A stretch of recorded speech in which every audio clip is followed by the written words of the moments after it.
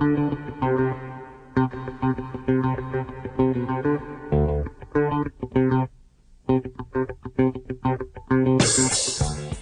back in 1776, the Maryland Assembly passed the Maryland Constitution, granting, among other things, a free public education. A free public education, isn't that something? Well, anyone at Whitman knows that our free public education isn't as free as it's made out to be.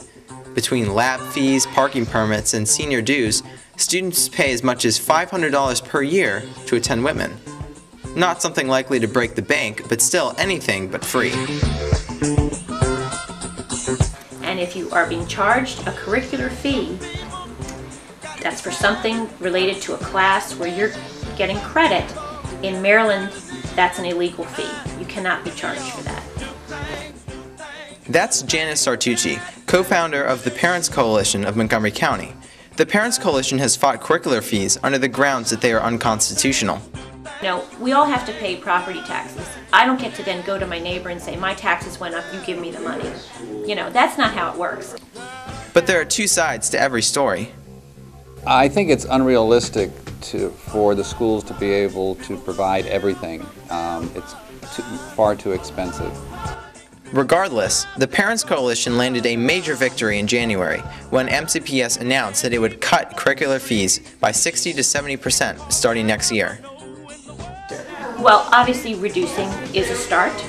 It's a good start, but we still have a major problem that we haven't come out following the law. We need to come out following the law in the county, providing every child with an equal access to education.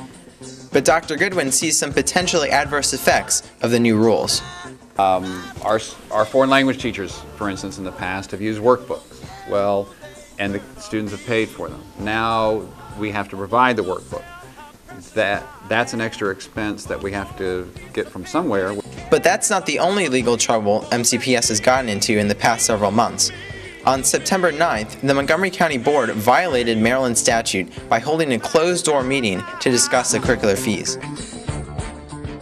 And what's really significant about this is that if you look through the board minutes since the fall, there has been no public discussion by our Board of Education of the curricular fees issue.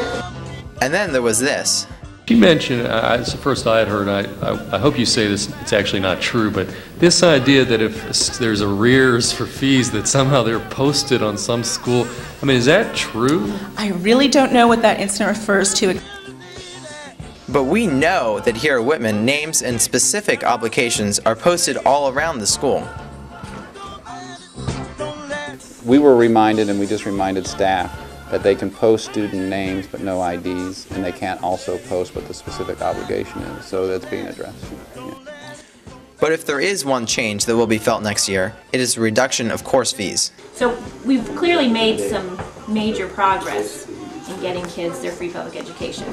We're not quite there, but major progress.